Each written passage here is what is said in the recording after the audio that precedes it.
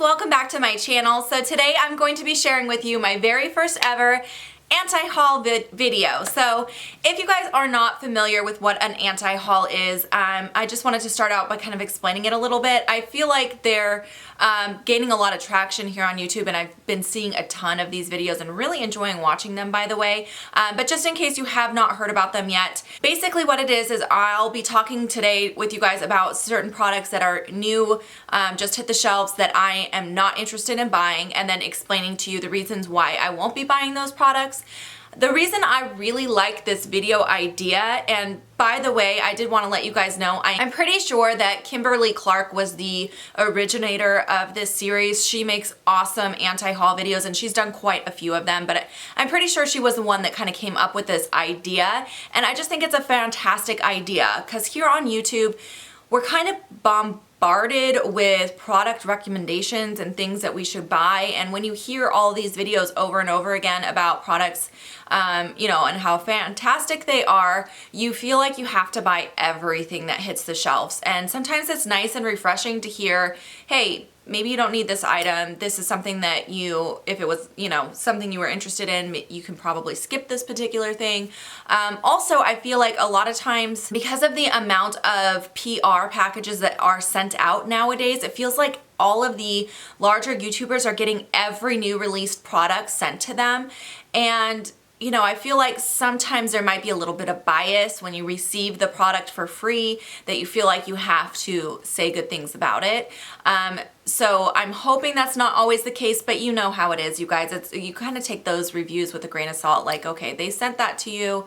How do you really feel about it? So all of the products I'm going to be talking to you guys about today are things that I have tried in store, swatched in store, played with. All of them are from Sephora, so they're all things that we carry at Sephora, but recently we've gotten so many new product launches, and our drawers are full with new products. A lot of them are not even on our shelves yet because we haven't done the updates for them yet. So a lot of these are available online right now, but not in store. But because I work at Sephora, I get the advantage of seeing things before they're out on the shelves. So every single one of these items I'm going to talk to you guys about today, I have swatched and played with in store. The nice things about working at Sephora is that I can really try things out before I commit to buying them.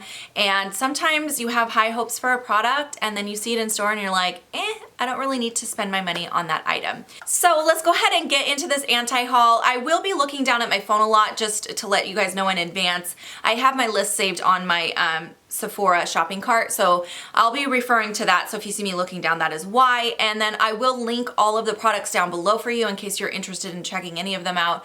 But I will insert some pictures of the products as I speak about them as well, so you guys can kind of see what it is that I'm talking about.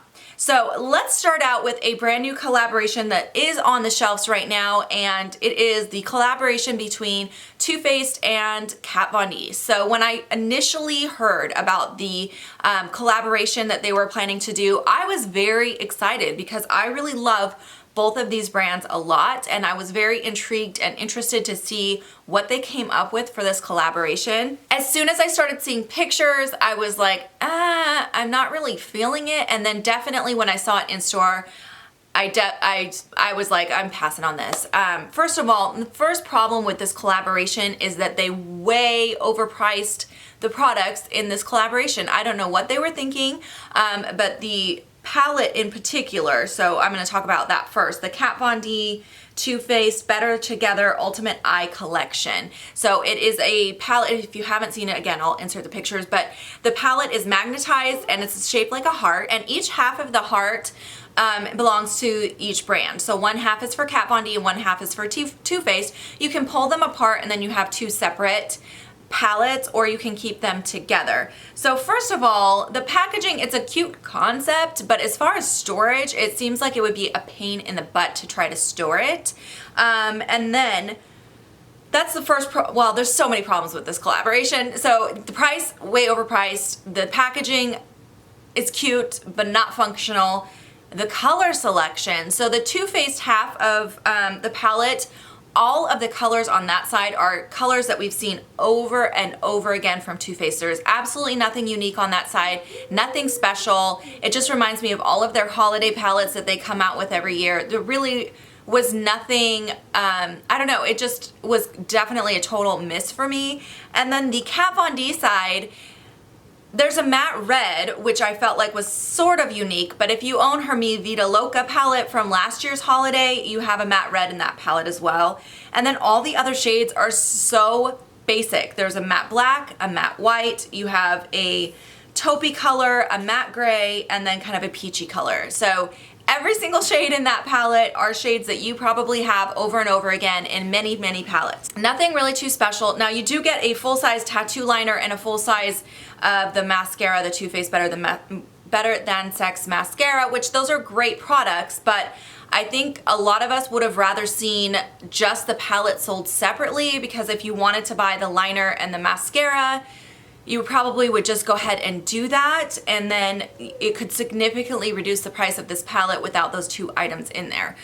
So the only way to get the palette is to basically purchase those two items too, and I think that's why the price is so inflated, because $65 for the amount of shadow you're getting in here is really overpriced. Normally with limited edition palettes like this, in store we sell out of them within a couple of days. Especially recently, I feel like there's like a huge momentum with makeup purchasing right now, and everybody is into getting the brand new palettes that come out, and if it says it's limited edition, it flies off the shelf. So this particular palette we've had in store since the day after Christmas, the 26th, and we still have a ton of them. I've hardly seen any of them being purchased. We also have a huge back stock still. So that palette I think was a total flop. I think a lot of us have realized that it's just not worth the purchase price on that particular one. So yeah, that one is definitely on my no buy list. The next thing also from this collaboration is the Too Faced and Kat Von D Better Together cheek and lip makeup bag set.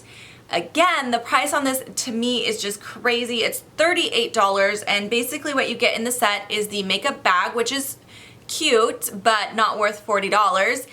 One side is a sparkly pink for the Too Faced side, and it has like their little dog on it, and on the other side is black and it has the cat for Kat Von D. So that's the main thing you're purchasing in this set, and then you also get a mini, so you're getting a tiny baby size of the Studded Kiss lipstick from Kat Von D, which is the size that you would get in a 100-point perk, and we've had those in 100-point perks before. Also a miniature size of a liquid lipstick, a really tiny one as well, and then you're getting one of the little baby blushes from Too Faced in the little plastic packaging. I feel like those are so cheap. When we got the holiday sets with those in too, I was like, no, it just looks like a free sample to me. I wouldn't pay for that. And then a little baby size of the Candlelight highlighter from Too Faced too. So everything in this set is so miniature and so teeny tiny. I feel like they're all basically point perks, and I feel like all you're paying for is the bag, and definitely not worth $40. So definitely passing on that one as well. All right, as long as we're talking about limited edition, let's go ahead and talk about the Peach collection next, also from Too Faced. So the Peach palette is one that I've owned for a while. I purchased it when it originally came out, and I do love that palette. I feel like it is definitely worth the price. However, they also just released a highlighting palette. It's the Sweet Peach Glow Peach Infused Highlighting Palette. It comes with 3 shades in it. You're getting 2 highlights and then a blush in the middle. The pan size for the blush is actually pretty decent. It's pretty average size, I would say. The highlighting pan sizes are extremely small, and the palette is priced at $42. I would say save your money, buy the eyeshadow palette instead, which is the exact same price, and you're getting way more product for your money. The blush swatched really beautifully in store, but it's just a very basic peach blush. I feel like I probably have 10 of that color already in my collection, so it wasn't something that stood out to me as being unique or something I needed. And then the 2 highlighting shades, they just didn't wow me. I mean, the pigmentation was decent. They were not super soft or super creamy, and you did get, I would say, like a medium pigment from it. So it's not a super, it didn't totally disappear, but it also wasn't like a Becca highlight where it's just like bam. It would be a little bit of work, I think, to build it up, and it just, I don't know, there was nothing special about this palette, and I felt like, again, the price was way overpriced. I didn't get it. I'm not gonna be buying that one. And that's another one that we've had for in-store for some time and we're just not selling them. Next up, I have another brand new item still in our drawer from Stila. This is called the Heaven's Hue Highlighter in the shade Kitten. As soon as I heard about this, I was over the moon excited because I've had the Kitten eyeshadow before and love the shade of it. It's a gorgeous, gorgeous color. It's kind of like a champagne-y gold. It makes a beautiful highlight. When I owned it as an eyeshadow, I used it as both an eyeshadow and a highlight. So I was super excited to hear that they were coming out with a full-size pan of it for a highlight. So as soon as I saw that it was in our drawer, I opened it up right away. I had one of my girlfriends from work with me and we opened it. The actual packaging of it is beautiful, you guys. It is stunning. It is just a very reflective gold, gorgeous packaging. So as soon as I saw it, I was like, oh my gosh, I'm so excited. And I opened it up. The product itself in the pan looks gorgeous. I first touched it and it was so creamy and so smooth until I started swatching it. And then I was like, where did it go? I cannot see it. And I was building it up, building it up, building it up, could not see the product. So that was super, super disappointing. If you guys felt their holiday glow kit thing that they made with 3 different shades in it, if you felt that in store, that's basically what this felt like. It was almost like a cream to powder finish, kind of felt like ColourPop products, but a little bit more wet than the ColourPop products, but it has that like bouncy texture too, if you guys know what I'm trying to explain here. So it feels nice and it definitely looks beautiful until you try to apply it and then the pigment's not there. It's just not there. So I was really disappointed because I was definitely gonna buy that one. It's $32, which is pretty average for the amount of product you're getting in it. It's a pretty good size pan, but unfortunately, I am not gonna be buying that one because I just didn't like the pigmentation. Now, keep in mind, I only swatched it. I didn't get a chance to apply it with a brush on the face, and sometimes products do perform better with a brush or with different application techniques. But I don't know, playing with the texture and everything in the store, I was disappointed. So I'm not gonna be buying that one. Next up, let's talk about some liquid lipsticks. So I feel like every single company has come out with a liquid lipstick at this point, and there's a few stragglers that are finally releasing theirs, and I have 2 of them to talk about right now. The first one is from Marc Jacobs. It is the Marc Jacobs Beauty La Marque Liquid Cream. So it is a liquid lipstick essentially. The formula on these ones are similar. They remind me a lot actually of the NARS Velvet Lip Glides that just came out. They have that very moussey texture. They don't dry down all the way. So they are transferable. They can slide around on your lips. And I don't know, I feel like I'm kind of over the whole liquid lipstick thing. There's just too many of them now. They're so drying and so uncomfortable to wear. And even though they're long wearing, after a few hours they look like crap anyway, so you have to remove them and start over. So I don't know, for me it's just not worth the hassle of a liquid lipstick. I would rather apply a standard creamy lipstick and have to reapply it throughout the day because it's so much easier to reapply than with a liquid lipstick. You can't layer them, so you have to remove it and then start over again, and by that point your lips are done. So for me, the whole liquid lipstick thing, I still have some that I use and do enjoy, but I'm definitely not running out and purchasing every new one that comes out on the shelf anymore. I just don't feel like, I'm just kind of over it. And the La Marque ones were definitely underwhelming with the moussey consistency. I feel like they would just slide all around your lips, and I'm definitely passing on those, especially for $28 a piece. I said no thank you. Another brand new liquid lipstick to hit the shelf is from Tarte. Now Tarte already has several liquid type lipsticks. The newest one to hit the shelves is called the Tarteist Quick Dry Matte Lip Paint. So they came out with a massive amount of shades. I don't know how many. I feel like it was like 20 or something. But I started swatching them in store and they are extremely liquidy and patchy. So the lighter shades aren't as bad as the deeper shades, but the deeper shades go on so patchy that you would have to keep kind of layering it up until you get the right pigmentation. And then you guys know how liquid lipsticks layer. They do not layer very well. So I feel like that would just be an absolute hot mess. I feel like they would be extremely drying because of that. And yeah, I was definitely Not interested in any of those. I will not be purchasing any of those. Next up, Tarte came out with another eyeshadow palette, the Tarte Rainforest of the Sea Eyeshadow Palette Volume 2. So if you guys didn't see it, I will link it above. I did talk about this, about the first one, the Rainforest of the Sea Eyeshadow Palette Volume 1. I talked about that in my products I regret buying, I believe. I did not enjoy that palette. I think the pigmentation is nice. The formula is fine. The thing that bothered me about that palette was the color selection.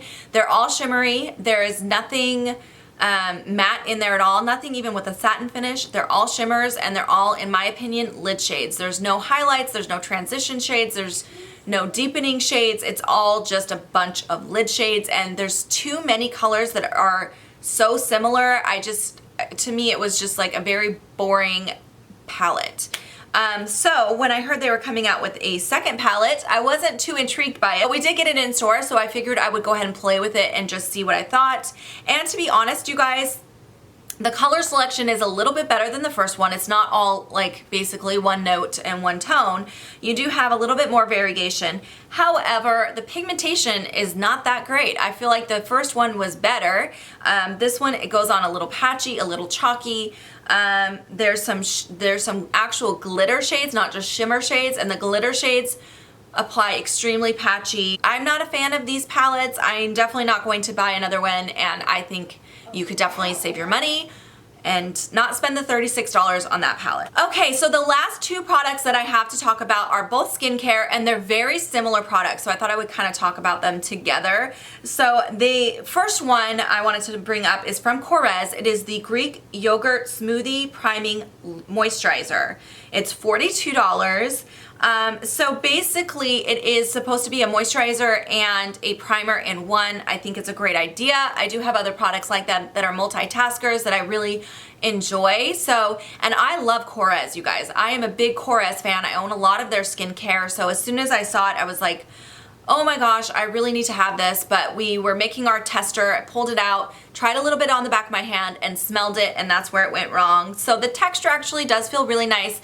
It feels sort of like the Hangover RX primer. If you've tried that one, it's like a very hydrating kind of primer. It absorbs really, really quickly into the skin. It doesn't leave like that silicone feeling or anything.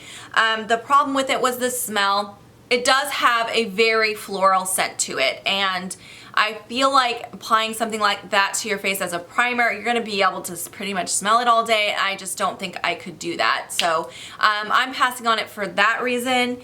The other one that I was saying that was very similar is from First Aid Beauty. They call this one the Hello Fab Coconut Skin Smoothie Priming Moisturizer. Now I found it interesting that they both are called a smoothie priming moisturizer. So they're very, very similar concept, and the texture of them is pretty much exactly the same.